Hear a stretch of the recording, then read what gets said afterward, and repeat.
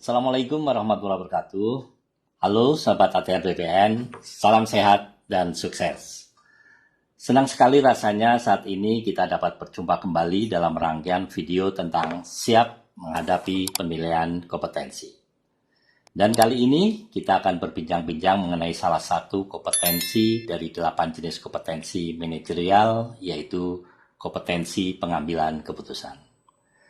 Video ini adalah merupakan video seri ke-10 dari 12 seri rangkaian video siap menghadapi pemilihan kompetensi yang kami sajikan. Baik, Sobat ATR BPN, bersama saya telah hadir 2 orang narasumber yang akan menyampaikan penjelasan terkait dengan kompetensi pengambilan keputusan. Yang pertama adalah Bapak Edison Lumban Batu. Apa kabar, Pak? Baik, Pak. Dan yang kedua adalah Bapak Lihardo Sarage. Apa kabar, Pak Lihardo? Baik, Bapak. Baik. Beliau berdua adalah asesor SDM aparatur ahli madya pada Kementerian ATR BPN. Beliau berdua sudah berpengalaman di Kementerian ATR BPN, baik di pusat maupun di kantor pertanahan. Nah, kedua narasumber ini akan memberikan penjelasan mengenai hal-hal yang terkait dengan kompetensi pengambilan keputusan. Pada kesempatan pertama, saya ingin menanyakan kepada Pak Lihardo dulu nih. Apa sih yang dimaksud dengan kompetensi pengambilan keputusan, Pak Lihardo? Baik, Pak Sarjono. Sebelum sampai pada pembahasan, kita harus paham dan mengerti terlebih dahulu apa itu kompetensi pengambilan keputusan. Oke.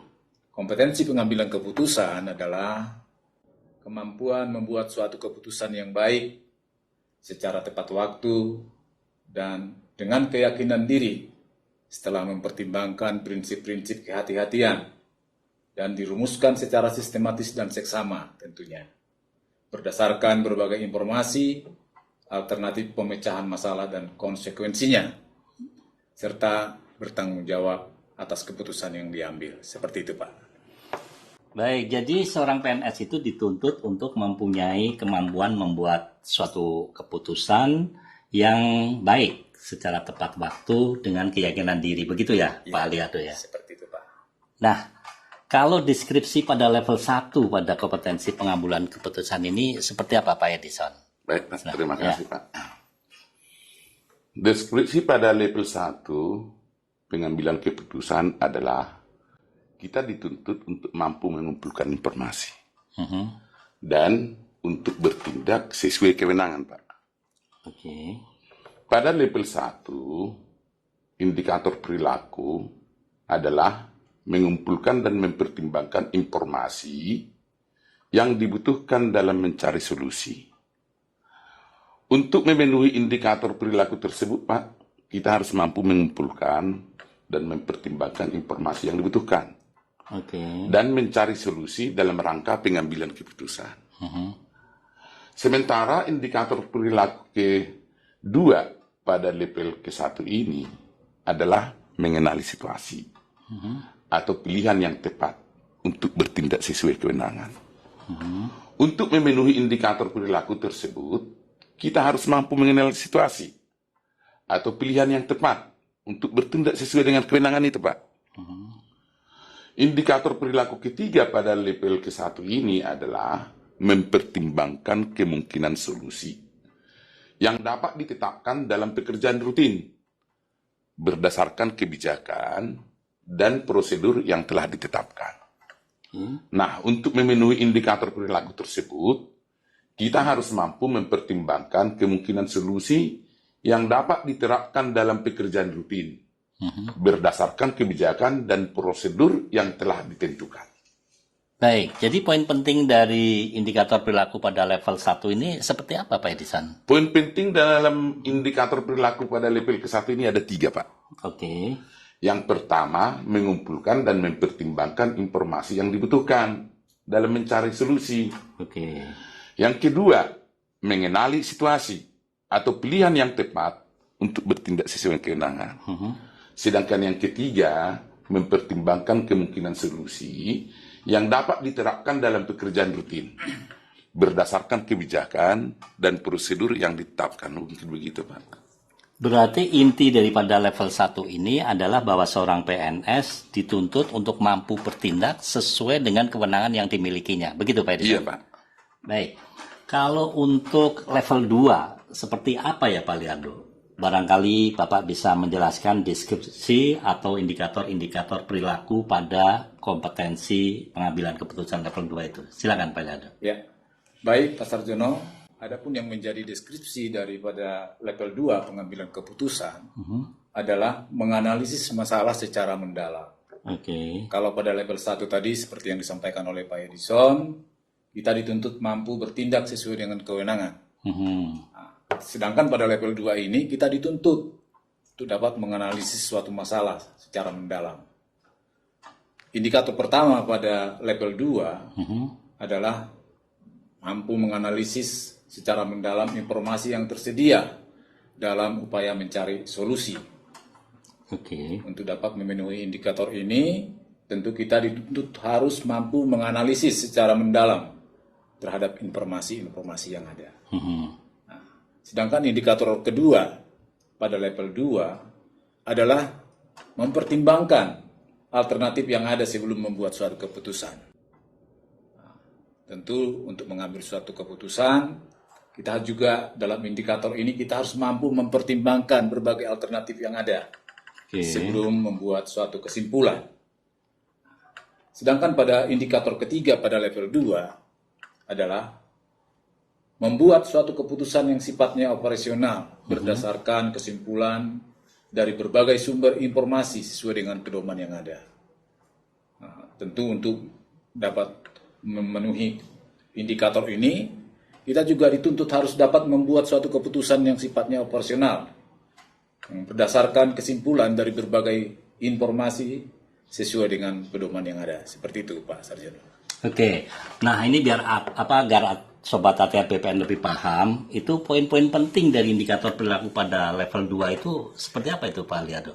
Ya, ada 3 poin terpenting ya, indikator perilaku kedua yang harus kita pahami. Oke. Ya, yang pertama, kita harus mampu menganalisis secara mendalam dalam setiap informasi yang tersedia dalam upaya mencari solusi. Seperti itu Pak. Yang kedua, kita juga dituntut mampu mempertimbangkan alternatif yang ada sebelum membuat suatu kesimpulan. Oke. Ya, sedangkan yang ketiga, kita juga dituntut mampu membuat suatu keputusan operasional berdasarkan kesimpulan dari berbagai sumber informasi sesuai dengan pedoman yang ada. Seperti itu Pak. Baik Pak Liardo, berarti pada level 2 itu seorang PNS dituntut untuk mampu menganalisis secara mendalam. Begitu ya Pak Liardo ya? Ya, seperti itu Pak. Nah, kalau untuk level 3 itu deskripsi dan indikator-indikator perilakunya seperti apa Pak Edison? Baik, Pak. Kalau deskripsi pada level 3 pengambilan keputusan adalah membandingkan berbagai alternatif. Oke. Menimbangkan risiko keberhasilan dalam implementasi. Nah, pada level pertama yang dijelaskan tadi, kita dituntut untuk mampu mengumpulkan informasi dan bertindak sesuai kewenangan. Oke. Pada level kedua, kita mampu menganalisa masalah secara mendalam. Ya. Seperti yang dijelaskan Pak Liardo tadi. Ya, betul. Nah, sedangkan pada level ketiga, kita dituntut untuk membandingkan berbagai alternatif dan juga menimbangkan risiko Oke. dan keberhasilan dalam implementasi. Gitu Pak. Indikator perilaku pertama pada level ketiga adalah membandingkan berbagai alternatif tindakan dan implikasinya. Nah, untuk dapat memenuhi indikator perilaku tersebut dalam mengambil keputusan, kita harus mampu Pak membandingkan berbagai alternatif tindakan dan juga implikasinya. Nah, indikator perilaku kedua pada level ketiga ini juga memilih alternatif solusi yang terbaik, membuat keputusan operasional mengacu pada alternatif solusi terbaik yang didasarkan pada analisis data dan sistematis seksama mengikuti prinsip kehati-hatian. Untuk dapat memenuhi indikator perilaku tersebut, kita harus dapat memilih alternatif solusi tentunya yang terbaik.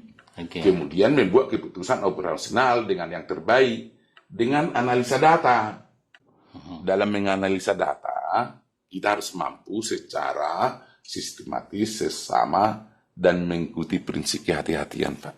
Baik, terima kasih Pak Edison. Barangkali Pak Liardo bisa menambahkan untuk indikator perilaku ketiga dari level 3 ini, Pak. Silakan, Ya. Pak. Baik, Pak Sarjono, Ya. saya melanjutkan apa yang telah disampaikan Pak Edison tadi ya. Oke. Saya melanjutkan indikator perilaku ketiga pada level 3 pengambilan keputusan adalah menyeimbangkan antara kemungkinan risiko dan keberhasilan dalam implementasinya. Oke. Ya, seperti itu, Pak.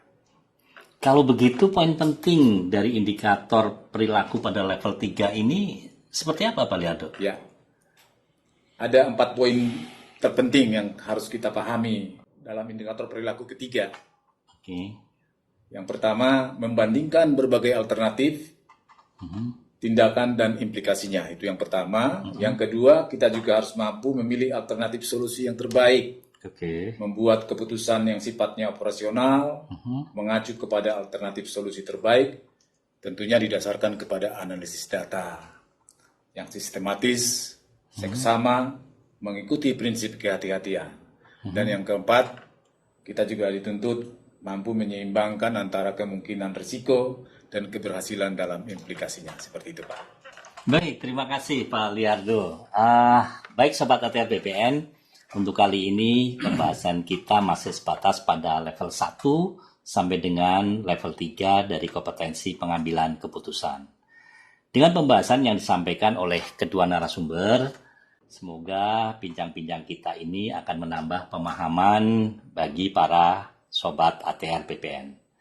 Baik, Pak Edison dan Pak Liardo, sebelum kita akhiri sesi ini, dipersilakan menyampaikan closing buat Sobat ATR BPN. Silakan mungkin dari Pak Liardo dulu. Baik, Sobat ATR dimanapun kita berada, penting bagi kita sebagai peserta asesmen atau sesi untuk dapat benar-benar memahami perilaku masing-masing level kompetensi pengambilan keputusan yang telah kita bahas ya. Oke. Sebagai salah satu kompetensi yang akan dinilai dalam kegiatan assessment center. Tentu dalam mempersiapkan diri dalam pekerjaan tugas sehari-hari ada langkah-langkah yang harus kita lakukan sehingga kita dapat mengambil suatu keputusan. Yang pertama, bagaimana kita menimbulkan kesadaran bahwa suatu keputusan memang harus kita ambil. Itu yang harus kita pahami. Yang kedua, kita juga harus dapat mengidentifikasi alternatif yang ada sebelum membuat suatu keputusan. Kemudian yang ketiga, kita juga harus mampu mempertimbangkan risiko yang mungkin timbul dalam pengambilan keputusan tersebut. Yang keempat, mari kita melibatkan orang lain dalam pengambilan keputusan. Yang kelima, ya kita harus bisa mendefinisikan tujuan secara jelas dan lengkap. Dan terakhir, kita juga harus mampu memanfaatkan informasi yang baik yang dapat mendukung pengambilan suatu keputusan. Seperti itu, Pak. Oke, kalau Pak Edison? Saran saya kepada Sobat ATR BPN di pusat ataupun daerah, tetap semangat bekerja dalam setiap mengambil keputusan dalam unit kerja agar selalu bertindak hati-hati. Membandingkan berbagai alternatif sesuai dengan aturan dan kebijakan yang ada. Salam sehat, tetap semangat. Baik, Sobat ATR BPN, sampai di sini sesi kita kali ini. Semoga bincang-bincang kita kali ini dapat bermanfaat dalam upaya mengembangkan kompetensi ASN di lingkungan Kementerian ATR BPN. Ikuti terus series Siap Menghadapi Kompetensi pada video-video lainnya. Jangan lupa untuk like, komen, dan subscribe di media sosial PPSDM Kementerian ATR BPN. PPSDM Road to Korpru. PPSDM mencetak ASN muda unggul. Wassalamualaikum warahmatullahi wabarakatuh.